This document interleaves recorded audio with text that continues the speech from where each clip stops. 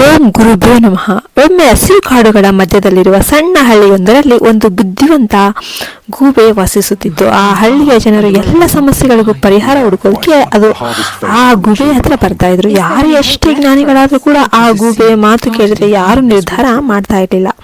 ಆ ಕಾಡಿನ ಮಧ್ಯೆ ದೊಡ್ಡ ಬಂಡೆಯ ಮೇಲೆ ಒಂದು ಹಳೆಯ ಮರದ ಮೇಲೆ ಆ ಹಳೆಯ ಮರದ ಕೊಂಬೆಯಲ್ಲೇ ಅದು ಪ್ರತಿದಿನ ಕುಳಿತುಕೊಂಡಿರ್ತಿತ್ತು. ಜನರು ಬೆಳಿಗ್ಗೆ ಅದಕ್ಕೆ ನಮಸ್ಕಾರ ಮಾಡಿ ಹೋಗ್ತಾ ಇದ್ರು.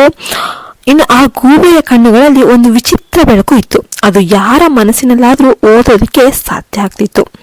ಒಂದು ದಿನ ಹಳ್ಳಿಯ ಜನರ ಗುಂಪೊಂದು ಆ ಗೂಬೆಯ ಬಳಿ ಬಂದು ಕೋಪದಿಂದ ಮತ್ತು ಅಸಹನದಿಂದ ಕೇಳಿತು, ಓ ಬುದ್ಧಿವಂತ ಗೂಬೆ, ನಮ್ಮ ಹಳ್ಳಿಯಲ್ಲಿ ನಾವು ದಿನ ರಾತ್ರಿ ದುಡಿತಾ ಇದ್ರೂ ಕೂಡ ಹಣ ಉಳಿಯೋದೇ ಇಲ್ಲ.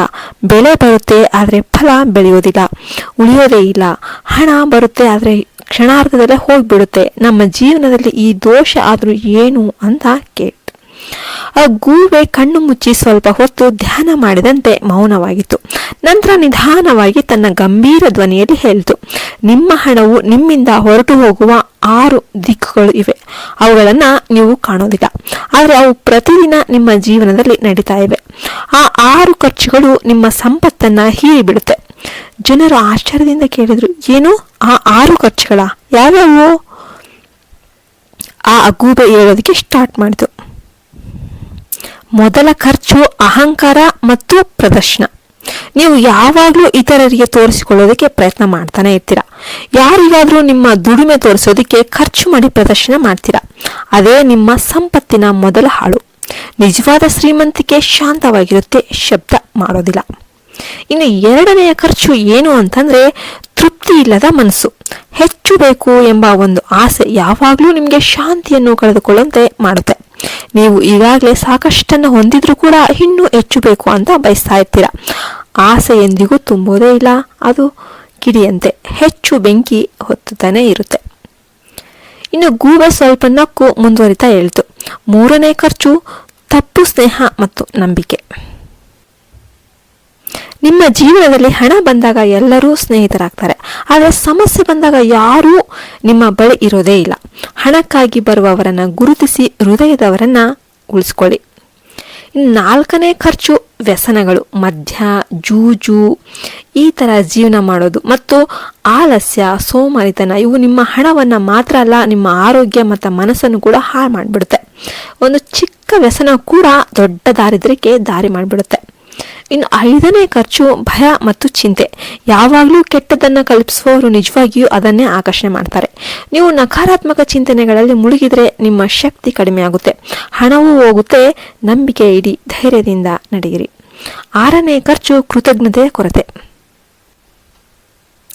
ದೇವರು, ಪೋಷಕರು, ಗುರುಗಳು ಮತ್ತು ನಿಮ್ಮನ್ನು ಬೆಂಬಲಿಸಿದವರಿಗೂ ಧನ್ಯವಾದ ಹೇಳದ ಮನಸ್ಸು, ಇದು ಎಂದಿಗೂ ಶ್ರೇಯಸ್ಸನ್ನ ಕಾಣೋದೇ ಇಲ್ಲ. ಕೃತಜ್ಞತೆ ಎಂದರೆ ಸಂಪತ್ತನ್ನು ಉಳಿಸುವ ಒಂದು ಅತ್ಯಂತ ಪವಿತ್ರ ಬಾಗಿಲು ಅಂತಾನೆ ಹೇಳ್ಬಹುದು. ಜನರು ಆ ಮಾತು ಕೇಳಿ ಮೌನವಾದರು. ಆ ಗೂಬೆ ನಿಧಾನವಾಗಿ ಹೇಳಿತು, ನೀವು ಈ 6 ಖರ್ಚುಗಳನ್ನು ನಿಲ್ಲಿಸಿದ್ದೆ ಆದರೆ ನಿಮ್ಮ ಜೀವನದಲ್ಲಿ ಸಂಪತ್ತು ಕಳೆದು ಹೋಗುವುದೇ ಇಲ್ಲ. ಹಣವನ್ನು ಉಳಿಸಲು ಬುದ್ಧಿ ಬೇಕು, ಕೇವಲ ದುಡಿಮೆ ಸಾಕಾಗೋದಿಲ್ಲ. ಆ ಮಾತು ಜನರ ಹೃದಯದಲ್ಲಿ ಹೊಕ್ಕಿತ್ತು. ಅದಾದ ದಿನದಿಂದ ಅವರು ಖರ್ಚು ಮಾಡುವ ಮೊದಲು ಯೋಚಿಸಲಿಕ್ಕೆ ಪ್ರಾರಂಭ ಮಾಡಿದರು. ಅಹಂಕಾರ ಕಡಿಮೆ ಮಾಡಿದ್ರು, ವ್ಯಸನವನ್ನ ಬಿಟ್ಟರು, ನಂಬಿಕೆಯಿಂದ ಕೆಲಸ ಮಾಡಿದ್ರು. ನಿಧಾನವಾಗಿ ಅವರ ಹಳ್ಳಿಯಲ್ಲಿ ಶಾಂತಿ, ಸಮೃದ್ಧಿ, ಸಂತೋಷ ಬಂತು.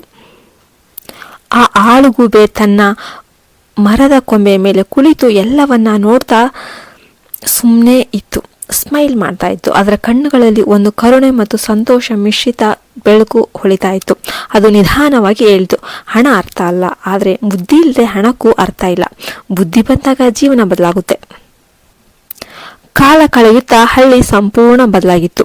ಜನರು ಕೃತಜ್ಞತೆಯಿಂದ ಜೀವನ ನಡೆಸೋದಕ್ಕೆ ಸ್ಟಾರ್ಟ್ ಮಾಡಿದ್ರು. ಹಣ ಬಂದ್ರು, ಮಿತವಾಗಿ ಖರ್ಚು ಮಾಡಿದ್ರು, ಪರಸ್ಪರ ಸಹಕಾರದಿಂದ ಬದುಕಿದ್ರು. ಆಳುಗುಬೆಯ ಮಾತು ಹಳ್ಳಿಯ ಪರಂಪರೆಯಾದಂತೆ ಪ್ರತಿಯೊಬ್ಬ ತಲೆಮಾರಿಗೂ ಹೇಳಲಾಯಿತು. ಮಕ್ಕಳು ಬೆಳೆದಾಗ ಅವರಿಗೆ ಈ ಕತೆ ಹೇಳಲಾಗುತ್ತಿತ್ತು, ಆಳುಗುಬೆಯ 6 ಖರ್ಚುಗಳನ್ನ ಮರೆಯಬೇಡಿ ಅಂತ. ಮತ್ತೆ ಮತ್ತೆ ಜನರು ಕೇಳ್ತಾ ಇದ್ರು, ಆಳುಗುಬೆ ಇಂದಿಗೂ ಆ ಮರದಲ್ಲೇ ಇದೆಯಾ? ಹಿರಿಯರು ನಗ್ತಾ ಹೇಳ್ತಿದ್ರು, ಆಳುಗುಬೆ ಕೇವಲ ಪಕ್ಷಿ ಅಲ್ಲ, ಅದು ಬುದ್ಧಿವಂತ. ಬುದ್ಧಿಯ ರೂಪ ಅದು ನಮ್ಮೊಳಗೆ ಇದೆ. ನಾವು ಅಹಂಕಾರ, ಆಸೆ ಮತ್ತು ವ್ಯಸನಗಳನ್ನು ಬಿಟ್ಟಾಗಲೇ ಅದು ಮಾತನಾಡಲು ಪ್ರಾರಂಭ ಮಾಡುತ್ತೆ. ಇದು ಕೇವಲ ಕಥೆಯಲ್ಲ, ಜೀವನದ ಪಾಠ. ಮನುಷ್ಯ ಯಾವಾಗಲೂ ಕೃತಜ್ಞತೆಯಿಂದ ಇರಬೇಕು ಎನ್ನುವುದು ಇದರ ಆಶಯ. ಈ ವಿಡಿಯೋ ಇಷ್ಟ ಆಯಿತು ಅಂತ ನಾನು ಭಾವಿಸ್ತೇನೆ. ಇಷ್ಟ ಆದರೆ ದಯವಿಟ್ಟು ಲೈಕ್ ಮಾಡಿ, ಶೇರ್ ಮಾಡಿ, ಸಬ್ಸ್ಕ್ರೈಬ್ ಮಾಡಿ. ಓಂ ಮಹಾಲಕ್ಷ್ಮಿ ಅಂತ ಕಮೆಂಟ್ ಮಾಡಿ. ಜೈ ಹಿಂದ್, ಜೈ ಭಾರತ್ ಮಾತೆ. ಹರಿ ಓಂ ತತ್ಸತ್. ಸರ್ವೇ ಜನೋ ಸುಖಿನೋ ಭವಂತು.